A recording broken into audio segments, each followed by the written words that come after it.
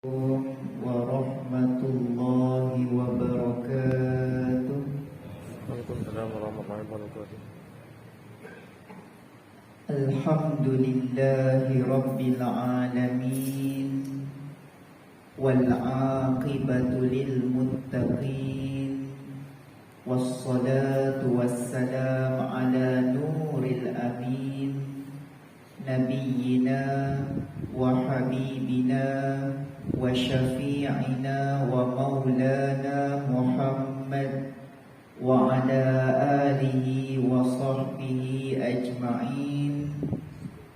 Radina billahi rabba wa bil islami dina wa bi Muhammadin nabiyyan wa rasula bi rahmatika ya arhamar rahimin. Walhamdulillahi rabbil alamin. Yang dihormati, yang dimuliakan barisan pentadbir Surau Al-Aziz, Al-Fadil Tuan Pengerusi Surau, Al-Fadil Tuan Imam, Tuan Bilal, dan semua ahli jawatan kuasa Surau Al-Aziz. Seterusnya yang dikasihi lagi disayangi Allah, hadirin dan hadirat, muslimin, muslimat, tuan-tuan, puan-puan, mudah-mudahan kita semua bakal-bakal ahli syurga Allah Ta'ala. Alhamdulillah, syukur kita panjatkan kepada Allah Azza wa Jal, yang mana pagi ini, pagi subuh 17 Ramadan 1442 Hijriah, Allah pertemukan kita dalam suasana majlis ilmu taman-taman syurga. Setelah kita selesai melaksanakan solat subuh secara berjamaah, yang mana orang yang sembahyang subuh berjamaah ini pahalanya, kalau buka kitab hadis Sahih Muslim, baginda Nabi sallallahu alaihi wasallam bersabda, "Man shalla subha fi jama'ah faka'annama shalla al-laila kullah, atau kama qala Rasul sallallahu alaihi wasallam." Siapa-siapa yang subuhnya berjamaah, kata Nabi, pahalanya apa tuan-tuan? Pahalanya seperti beribadah sepanjang malam. Pernah ke kita lepas isyak tu buat ibadat, tak berhenti-henti ibadat, azan subuh baru berhenti? Pernah kita buat? Macam tak pernah. Bukan macam, memang tak pernah pun. Kita pukul 10, pukul 11 tu mengantuk mata dah, nak tidur dah. Tak pernah kita beribadah sepanjang malam tu. Tapi Nabi kata, siapa-siapa yang jaga satu amalan ini, pahalanya seperti beribadah sepanjang malam. Itulah namanya subuh berjamaah. Sembahyang subuh 10 minit berjamaah, tapi Allah bayar gaji macam kerja 8 jam. Itulah hebatnya. Mudah-mudahan kita semua dikenali dengan subuh warrior, pahlawan-pahlawan subuh yang hidupkan pagi hari di rumah Allah Ta'ala secara berjamaah. Yang kedua, sabda Nabi sallallahu alaihi wasallam juga dalam kitab hadis Sahih Muslim, Nabi sebut, "Rak'ata al-fajri khairun minad dunya wa ma fiha." 2 rakaat solat sebelum subuh, tak kira lah tahajud ke, hajat ke, witir ke, solat taubat ke, solat istikharah ke, solat qabliyah subuh ke, pahalanya lebih berat, lebih baik daripada dunia dan seisinya. Saya nak tanya para jemaah, dunia ni kalau nak timbang, boleh timbang tak berat dia?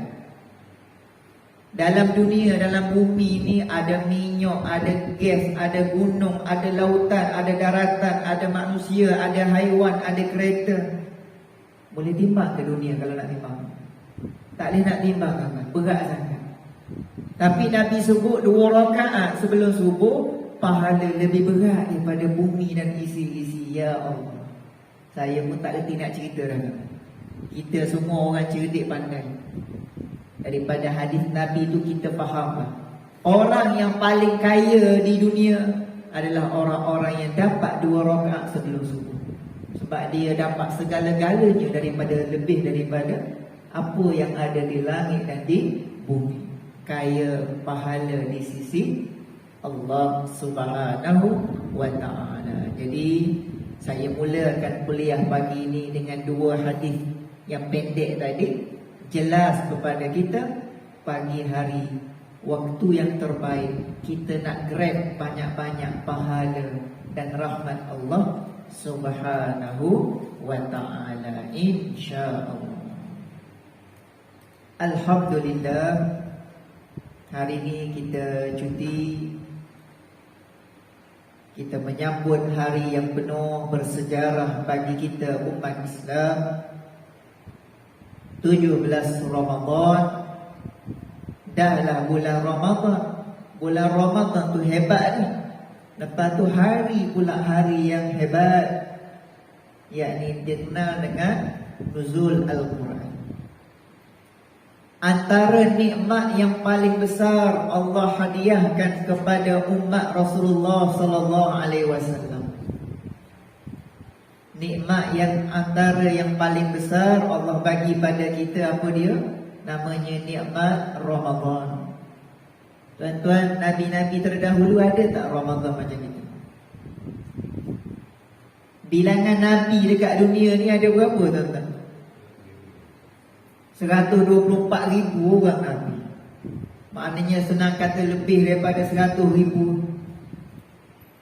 Rasul 313.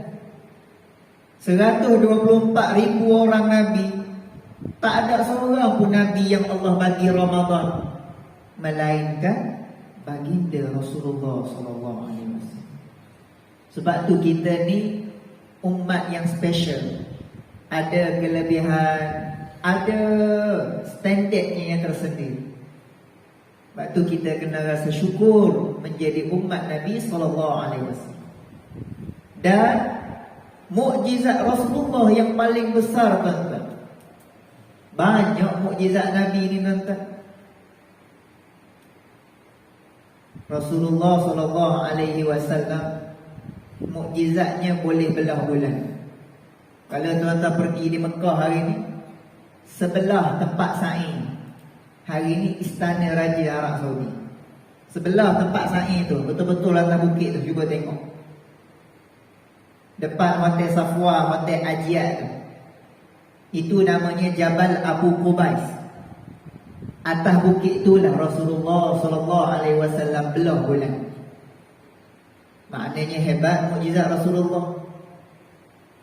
Banyak lagi mukjizat Nabi. Jari Nabi sallallahu alaihi wasallam boleh keluarkan air. Dan para sahabat menyebutkan lebih daripada 1,000 orang boleh ambil wudu dengan air yang keluar di jari Nabi sallallahu alaihi wasallam. Jari Nabi keluarkan air. Kita boleh? Kita buka paip air boleh? Tak boleh nak keluarkan air daripada jari kita. Rasulullah Isra wal Mi'raj, hebat lagi mukjizat ni. Nak ceritanya subhanallah, mukjizat Rasulullah sangat-sangat banyak.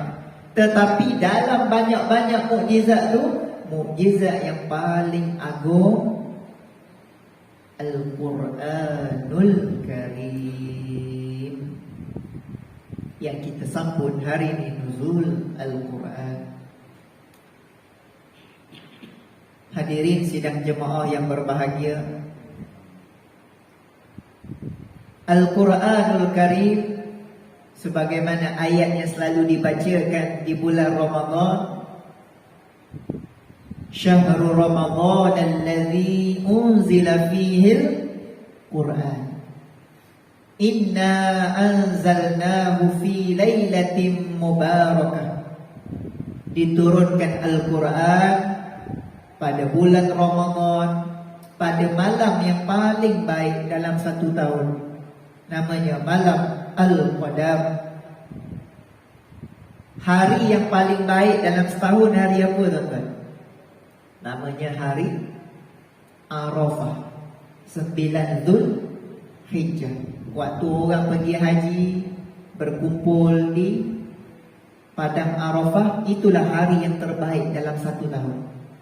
Dan malam yang terbaik dalam setahun namanya malam Al-Qadar. Mudah-mudahan Allah beri pada kita di 10 akhir di Ramadan. Jadi tuan-tuan, Allah hadiahkan kepada kita Al-Quranul Karim. Al-Quran ni ibarat GPS, Waze. Saya nak datang ke Surau Al-Aziz, kalau tak ada GPS, tak ada location, tak tahu pun berapa sampai. Turun daripada rumah saya di Bukit Indah, Ampang tadi, pukul 5.30. Kalau tak ada location, tak ada Waze, tak jumpa pun nak cari pagi-pagi pula.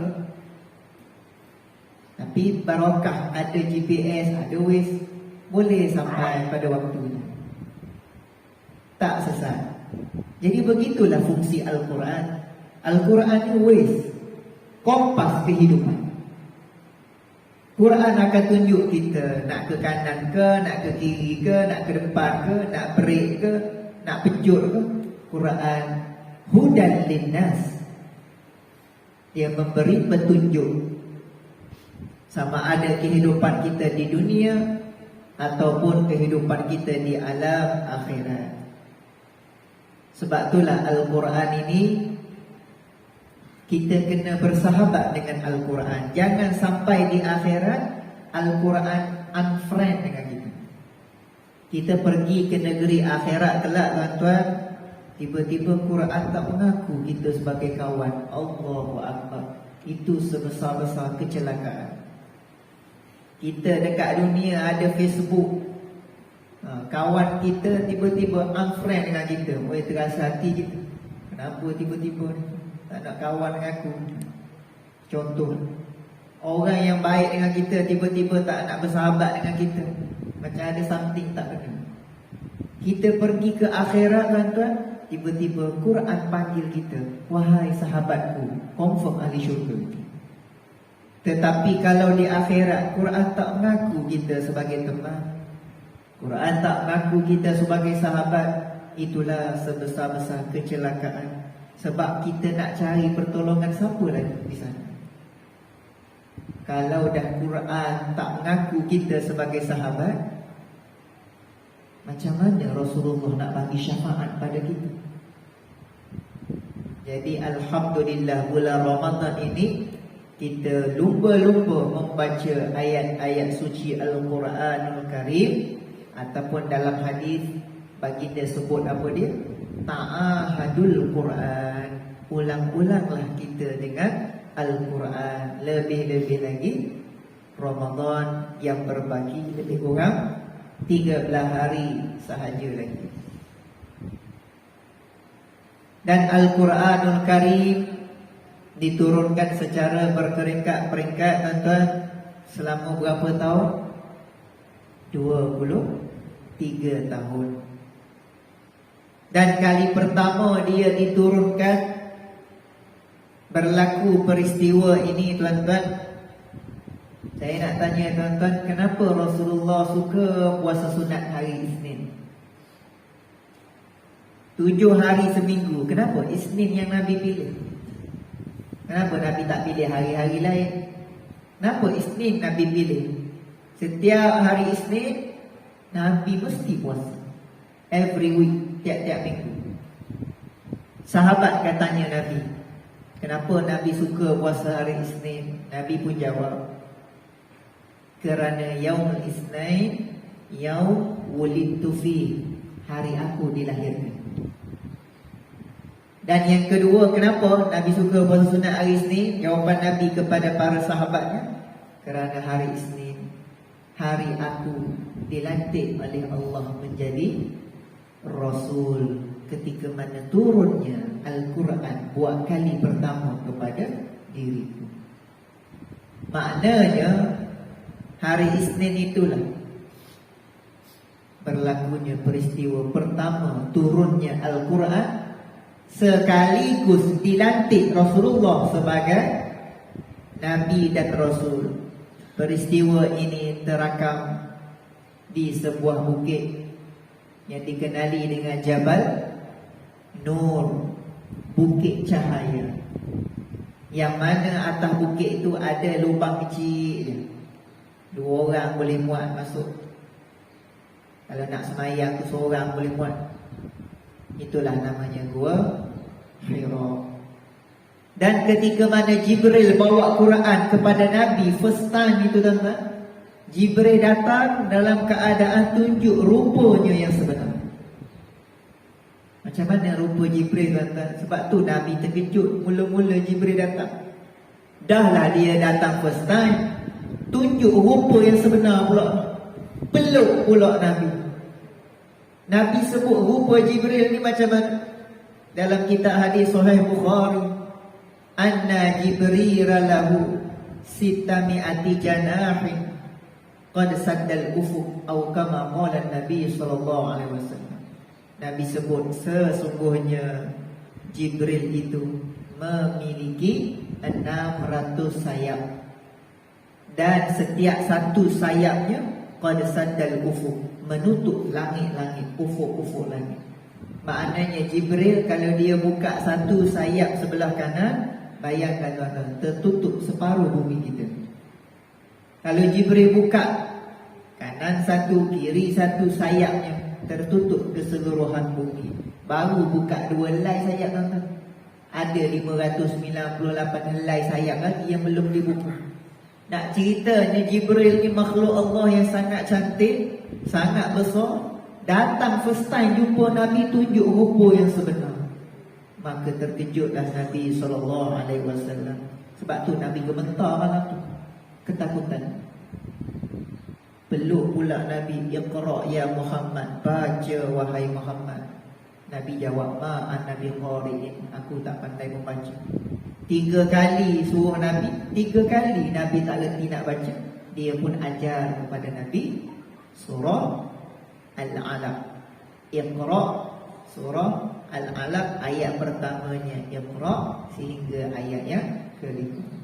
Sebab tu bila Nabi turun daripada rumah dia, turun daripada Gua Hira, pergi ke rumah dalam keadaan penuh ketakutan. First time tengok Jibril. Sepanjang hidup Nabi, tuan-tuan, Nabi wafat umur 63 tahun umur Rasulullah sallallahu alaihi wasallam. Hanya 2 kali sahaja Jibril tunjuk rupa yang sebenar kepada Nabi. 2 kali je, tuan-tuan. Kali pertama tadi ketika turun wahyu pertama. Manakala kali kedua Jibril tunjuk rupanya pada Nabi SAW, tak lain tak bukan pada malam Isra wal Mi'raj. 2 kali je. Yang lain Jibril datang jumpa Nabi dalam keadaan lelaki, berjubah putih, berserban putih, duduk mengajar Nabi. Setiap kali bulan Ramadan, Jibril akan datang tadarus Al-Quran dengan Nabi SAW. Sebab itulah bacaan Quran Nabi yang paling tepat. Sebab Nabi belajar direct, talaqi musyafahah dengan Jibril AS.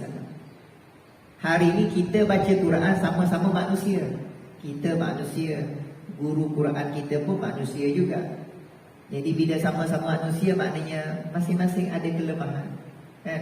Masing-masing ada kekurangan. Kadang-kadang huruf ni kita boleh sebut, kadang-kadang huruf tu kita kurang payah nak sebut. Sebab kita manusia, biasa. Kita belajar sama-sama manusia.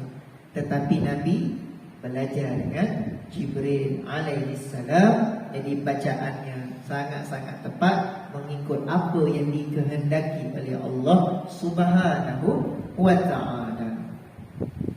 Jadi bulan Ramadan Jibril datang sekali tubuh Nabi tadarus Quran. Cuma yang peliknya yang Nabi hairan, pada tahun ke-10 Hijrah Jibril turun 2 kali bulan Ramadan tubuh Nabi. Jadi Nabi tahu dah hin-hin kematian dia nak dekat. Tahun-tahun lain Jibril datang sekali je bulan Ramadan. Tapi tahun ke-10 Hijrah Jibril turun 2 kali untuk tadarus Al-Quran dengan Nabi. Rupa-rupanya betul masuk tahun ke-11 Hijrah bulan Rabiul Awal, inna lillahi wa inna ilaihi raji'un. Rasulullah SAW diwafatkan oleh Allah Subhanahu wa ta'ala. Jadi nak ceritanya, itulah hebatnya Al-Quran. Jibril bawa turun, tunjuk rupa dia yang sebenar, hadiahkan Al-Quran secara beransur-ansur, ataupun dalam kitab dipanggil munajjaman, secara berperingkat-peringkat, supaya kita ini dapat memahami Al-Quran secara baik, secara kita untuk membawa Al-Quran dalam kehidupan kita sebelum ianya dikumpulkan dan kita boleh baca dengan senang hari ini. Subhanallah. Dan Al-Quran ini akan kekal selama-lamanya menjadi pedoman kita, menjadi panduan kita, menjadi GPS kehidupan kita. Sebab itu kita tak boleh mengabaikan Al-Quranul Karim.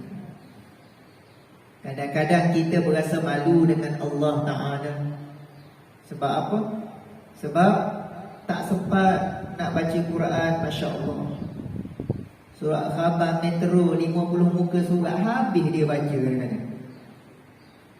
Tapi nak baca Quran 1 muka sehari berat mulut. Allah, malu kita dengan Allah. Sebab tu Al-Quran kita jangan malu-malu, tuan-tuan. Sebab Quran ni dia tak kira umur. Walaupun kita umur dewasa, walaupun kita dah lebih dewasa umurnya, tapi kalau kita rasa kita kurang mahir dengan Quran, tak pun belajar. Hari ni banyak dia buat home tuition, kelas-kelas Quran online lah hari ni, tadabbur online hari ni. Kita yang ada kelapangan, kita join. Kalau mampu berdepan, belajar secara berdepan, yang tu lebih baik. Tapi kalau ada kekangan dan sebagainya, kita belajarlah Al-Quran dengan teknologi-teknologi yang ada hari ini. Banyakkan baca Quran, hafal Quran, apa-apa yang kita mampu kan. Saya dulu belajar sekolah rendah sampai darjah 2 saja, sekolah kebangsaan. Darjah 3 tu abah mak kita, abah dengan mak kita terus hantar saya pergi ke pondok. Ayah suruh hafal Quran, ayah suruh belajar kitab. Jadi kita pun pergi. Kita pergi bila duduk dekat pondok bersama dengan tok-tok guru kita, Masya Allah, barakah tu masuk pada kita. Barakah tu sampai pada kita, menyebabkan kita rasa tak tahu nak cakap, syok nak hafal Quran. Daripada kecil lagi bergelumang dengan Quran. Bila kita hafal Quran, kita bawa Quran dalam kehidupan kita, tuan-tuan, dia kata barakah tu dapat pada kita. Bukan sebab kita tak, tapi sebab Al-Quran. Barakah Al-Quran kadang-kadang membawa, Masya Allah, benda-benda yang wa yarzuquhu min haitsu la yahtasib, benda yang kita tak sangka-sangka, menyebabkan kita ini subhanallah, kita nak jadikan Al-Quran sebagai teman rapat kita. Setiap hari kita baca, kita mengulang-ulang Al-Quran. Itulah yang menghampirkan kita dengan Allah Subhanahu wa ta'ala. Dan bila kita baca Quran, tuan-puan sekalian, tok guru saya kata, saya ingat lagi, masa darjah 3 lagi, mula-mula masuk lagi, tok guru saya pesan, maklumlah kita darjah 3, main-main tentang darjah 3, budak-budak. Tapi tok guru saya nasihatkan saya dan anak murid yang lain, dia kata, Al-Quran ni ada 4 T yang kita kena jaga. T pertama apa dia? Guru saya kata, tilawah, baca. Itu peringkat pertama Quran. Ataupun kalau Ramadan dia panggil T juga, tadarus. Itu peringkat pertama orang awam, paling kurang baca. Tak kira lah Iqra' ke, Iqra' 1 ke, Iqra' 2 ke, Muqaddam ke, baca gagak-gagak pun tak apa, baca. Sebab Nabi sebut orang yang baca Quran gagak-gagak tak lancar, 2 pahala dia dapat. Orang baca lancar, 1 pahala. Tengok, maknanya Nabi nak bagi galakkan pada kita, tiada alasan walaupun kita baca lidah kurang mahir, baca tersekat-sekat, tak ada alasan, teruskan baca, tak apa, 2 pahala. Dalam hadis Nabi sebut falahu ajrani, 2 pahala. Masya Allah. Yang pertama tadarus, tilawah. Bila dah tilawah, okey dah, naik peringkat kedua. Nama dia tafahum. Biar kita faham ayat yang kita baca. Paling kurang, guru saya kata, fahamkan Al-Fatihah maksudnya. Yang mana Fatihah berapa kali sehari kita baca? 17 rakaat kita solat sehari semalam, maknanya 17 kali Al-Fatihah paling kurang.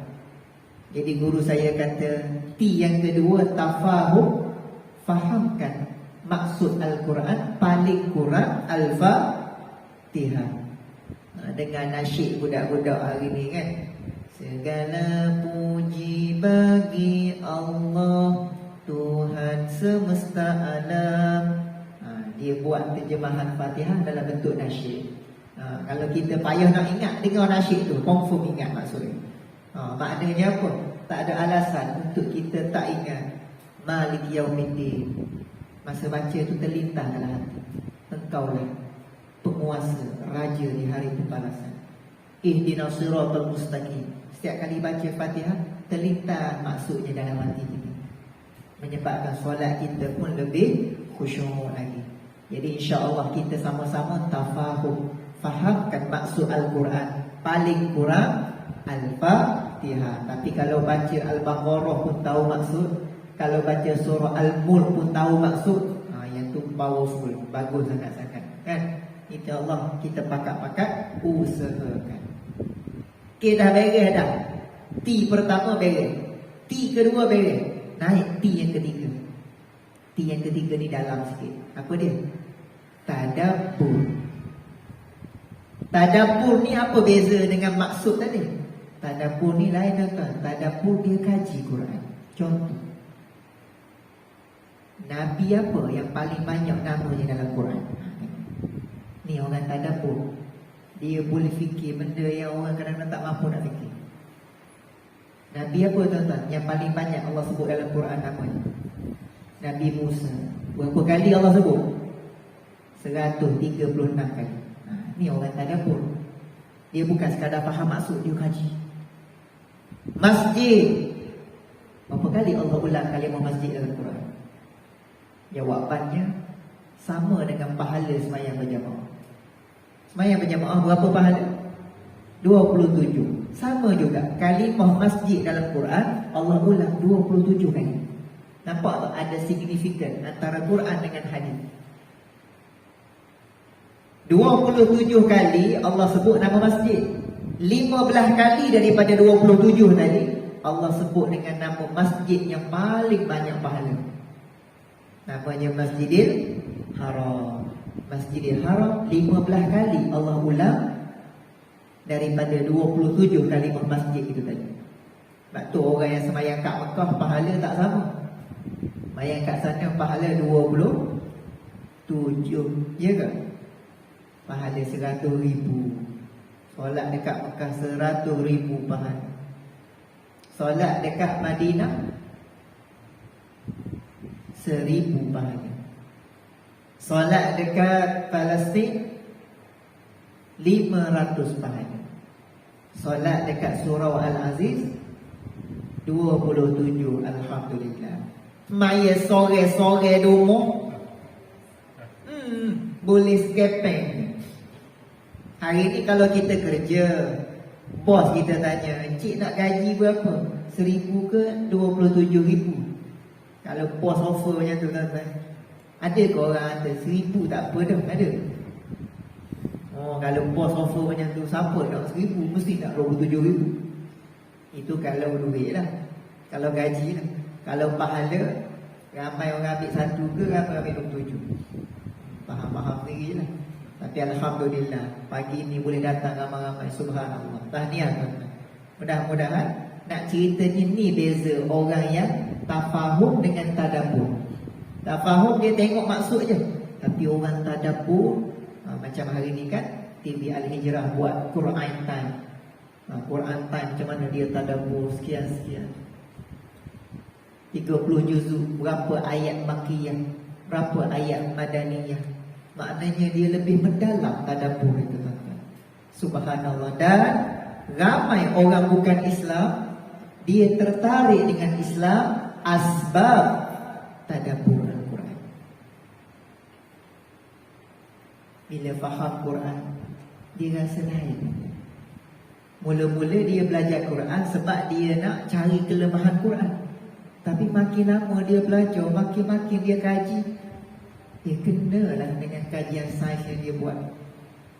Yang selama ni dia cari-cari tak jumpa, rupanya ada jawapan dalam Al-Quran. Cuba kita tengok contoh sahabat Nabi SAW. Sahabat Nabi yang dapat hidayah sebab tadabbur Quran. Sahabat Nabi yang glamour, namanya Sayyidina Umar Al-Khattab radhiyallahu ta'ala anhu.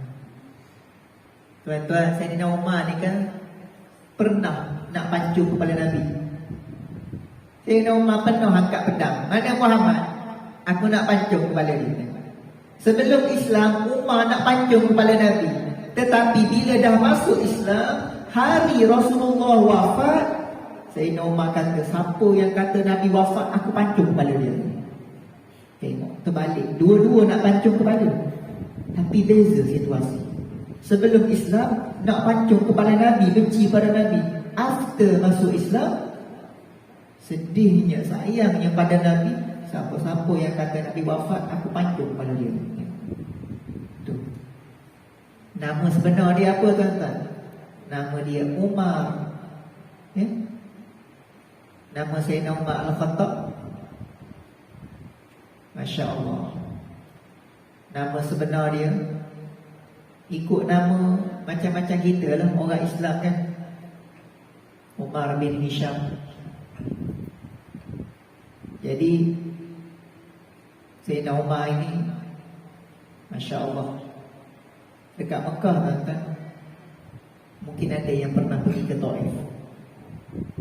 Perjalanan antara Mekah nak pergi ke Taif. Taif ni naik bukit macam Cameron Highland.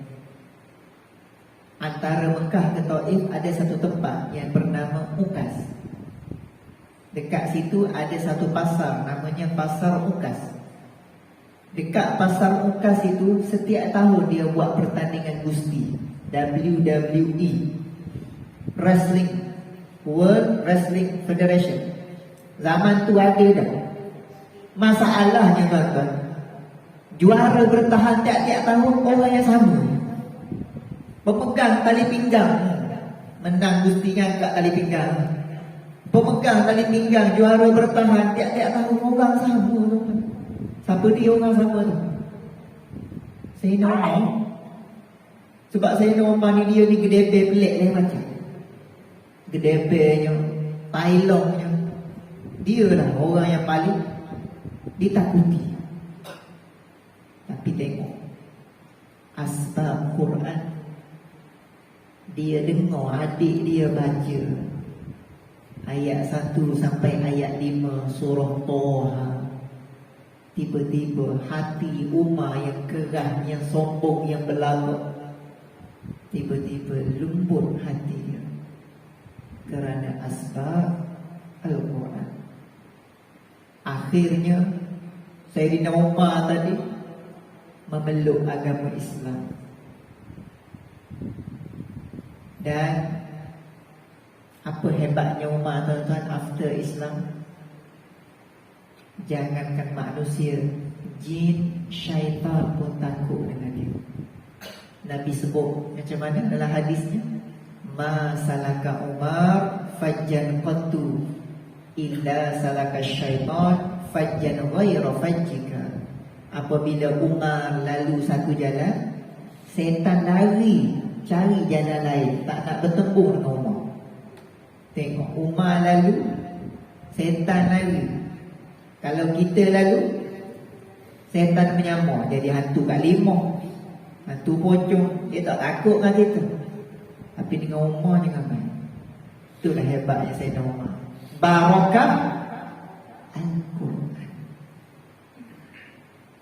Sebab Al-Quran merubah kehidupan dia. Dan Sayyidina Umar menjadi bapa mertua Nabi SAW. Bila mana Rasulullah kahwin dengan anak perempuannya, Sayyidatina Hafsah radhiyallahu ta'ala anha. Dan hari ini makam Sayyidina Umar duduk bersama menantu kesayangannya, Rasulullah SAW. Tak ada orang tanya saya, jemaah-jemaah umrah bila kita bawa, dia orang tanya, 4 sahabat Nabi Ustaz, kenapa 2 je yang ditanam dekat Nabi? Kenapa Sayyidina Osman, Sayyidina Ali tak ditanam dekat Rasulullah kuburnya? Kenapa sebelah Raudhah tu ada 3 je kubur? Maka jawapan yang mudahnya kata, ingat Sayyidina Abu Bakar, Sayyidina Umar, bapa mertua Nabi SAW. Sedangkan Sayyidina Osman dan Sayyidina Ali menantu Nabi. Beza tuan-tuan, bapak mertua dengan menantu. Ya. Abu Bakar dan Umar bapak mertua Nabi. Sedangkan Sayyidina Osman dan Sayyidina Ali menantu Nabi. Itu jawapan yang mudah kita nak jawab, logik. Makam Sayyidina Osman ada dekat Baqi', kat luar sana. Manakala makam Sayyidina Ali ada di Iraq. Sayyidina Ali meninggal di Iraq, kena bunuh di Iraq, dimakamkan di sana. Nak ceritanya apa tuan-tuan? Inilah hebat orang yang tadabbur Al-Quran. Dia rasa indahnya Islam, barakah dia bertemu Al-Quran. Jadi berapa T dah tadi tuan-tuan? 3 T. Manakala guru saya kata yang keempat, ni level yang paling tinggi lah. T yang keempat, apa dia? Tahfiz. Hafal Quran. Itu step dia. Tilawah, tafahum, tadabbur, tahfiz. Hafal Quran. Hafal Quran ni level yang Masya Allah. Kalau ada anak-anak kita yang hafal Quran, ya Allah, mudah-mudahan sejuk hati kita. Setiap kali anak tu jadi imam baca Quran, setiap kali anak tu mengulang-ulang Al-Quran, Allahu Akbar, penuh pahala masuk dalam akaun.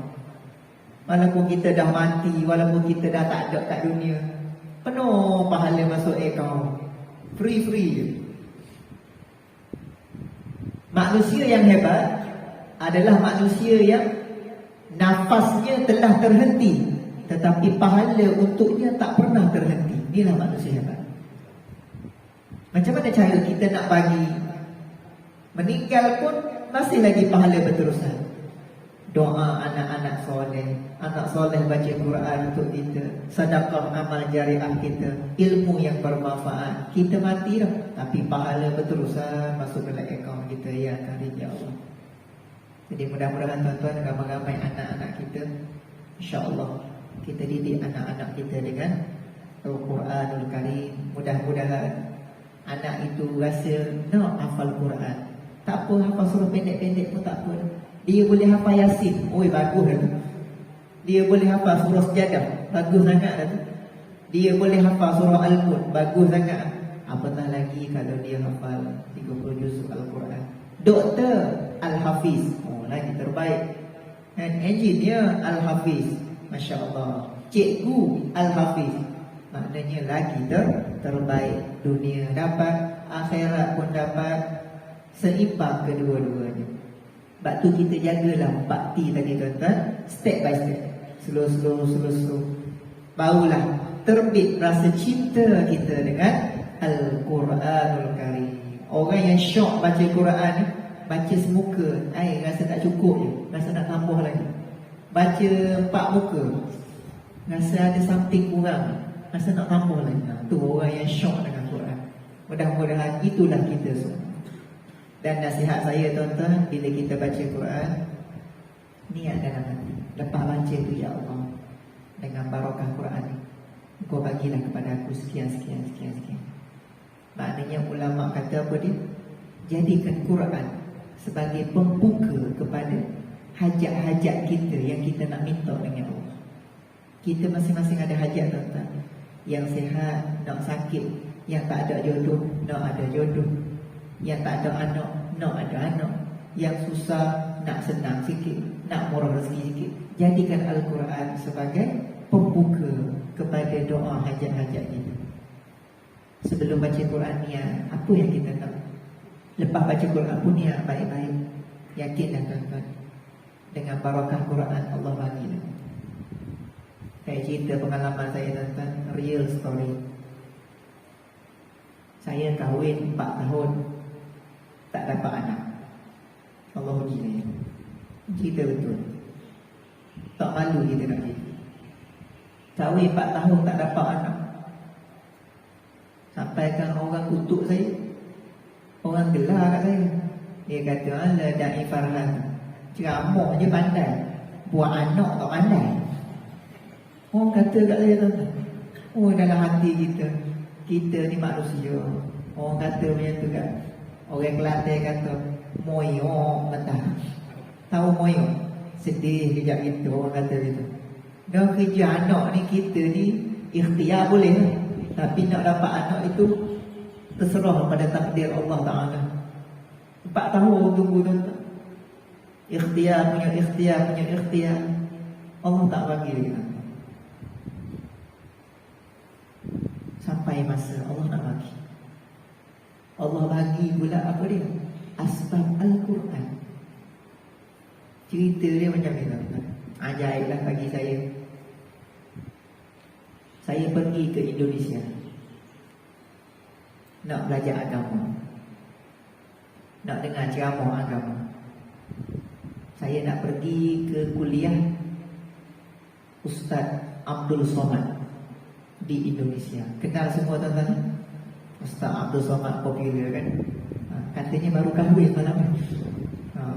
Berkahwin semalam kan, Ustaz Somad jadi pengantin semalam. Barakallah. Mudah-mudahan bahagia sampai syurga kan. Jadi Ustaz Somad masa tu Ustaz Somad tak ceramah lagi di Malaysia. Jadi saya rasa nak pergi jumpa Ustaz Somad. Saya tak cakap banyak, saya pergi seorang-seorang. Saya pergi 2 hari 1 malam. Pergi semata-mata nak dengar ceramah Ustaz Somad 2 jam. Saya pergi ke Masjid An-Nur, Pekanbaru, Riau, Indonesia. Malam tu jemaah yang datang ceramah dia, Allah, hampir 30,000 jemaah. Masjid besar, lebih kurang Masjid Shah Alam, lebih kurang Masjid Putrajaya. Besar, 30,000 boleh muat. Ustaz Somad ceramah, saya duduk depan sekali. Mau datang jauh dia, naik flight datang dengar ceramah dia. First time jumpa dengan dia, dengar ceramah dia live. Sebelum dia tutup ceramah, sampai masa Allah nak bagi anak lain, ada orang hantar kertas kat dia. Ustaz tolong jawab soalan. Kertas tu bunyi apa? Ustaz, saya ni dah 10 tahun kahwin, tapi belum dapat anak lagi. Apa amalan untuk saya dapat anak? Ada orang tanya dia dekat kertas. Saya duduk depan kali, saya kata, kena molek soalan ni. Aku nak tanya malu. Kena ya Allah. Malam tu Orang tu tanya 10 tahun dia tunggu anak, tak dapat-dapat lagi. Allah uji dia. Saya baru 4 tahun. Saya nak dengar apa jawapan Ustaz. Masya Allah. Barakah. Barakah dia. Ustaz kata mudah. Ustaz Somad kata, hadirin 30,000 orang yang hadir malam ini, ayo sama-sama kita hadiahkan Al-Fatihah beramai-ramai. Mudah-mudahan dengan barakah Fatihah, yang mana dalam majlis ini belum ada anak, segera dapat anak. Al-Fatihah 30,000 orang. Itu je ubatnya. Saya balik Malaysia tak sampai seminggu tuan-tuan. Ngandung orang. Yang tahu mengandung tu, saya muntah. Balik-balik kuliah maghrib, biasa sampai rumah pukul 10.30. Balik-balik muntah. Apa keheboh dulu? Muntah-muntah. Orang rumah kita relax. Rupanya alahan datang kat kita. Esok-esok tu pergi cek. Ya Allah ya Karim, Maha Suci Allah. 4 tahun aku ikhtiar. Rupa-rupanya Allah nak bagi anak tu. Barakah Al-Fatihah 30,000 orang malam tu. Allah bagi mudah-mudah. Saya tak ingat dah berapa botol madu dah saya telan. Madu kelulut, madu Iran, madu tualang, madu Arab Saudi. Habis madu dah telan kita.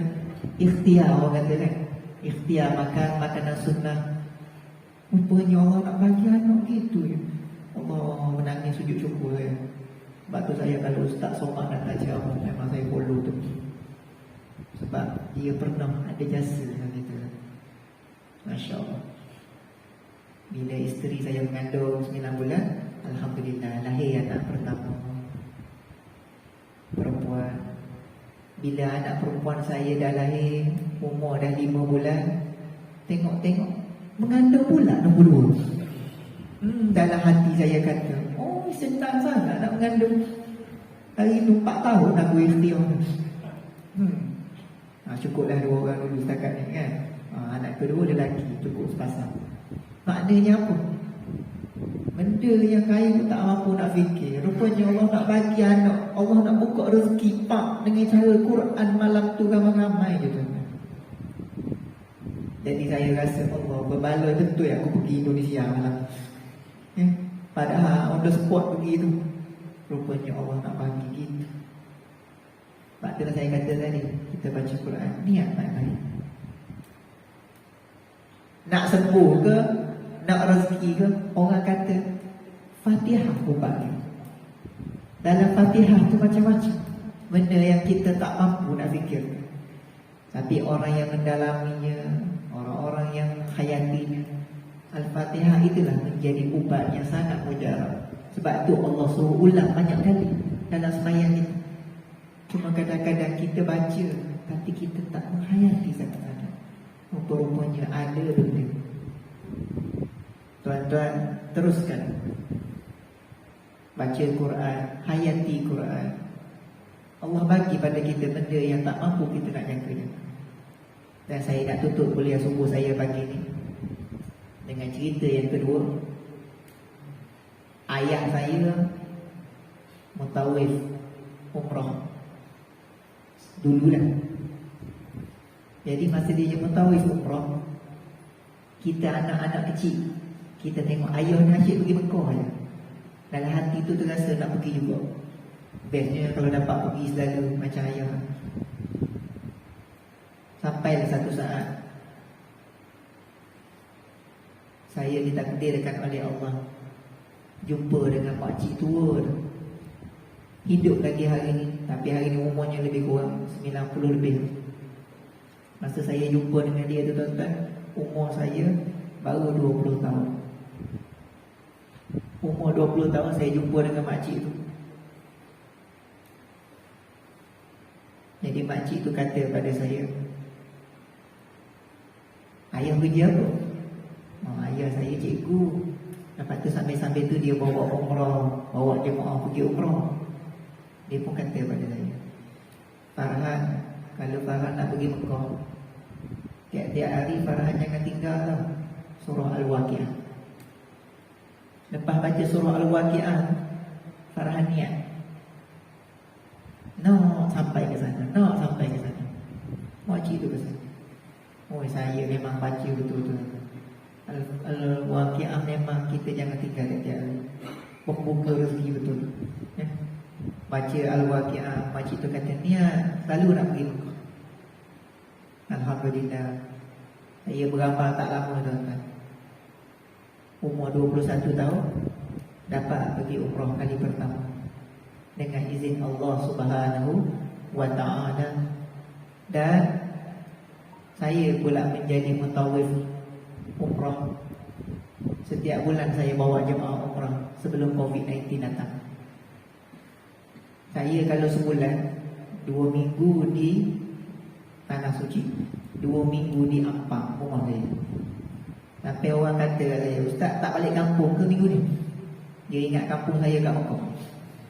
Saya kata, Ambor ke Tanah Merah, Kelantan. Tapi dah sebab tiap-tiap bulan kita duk pergi bawa jemaah. Bila saya duk pergi tiap-tiap bulan, saya teringat pesan makcik tadi. Allah, barakah betul aku beramal dengan Waqi'ah dia pesan.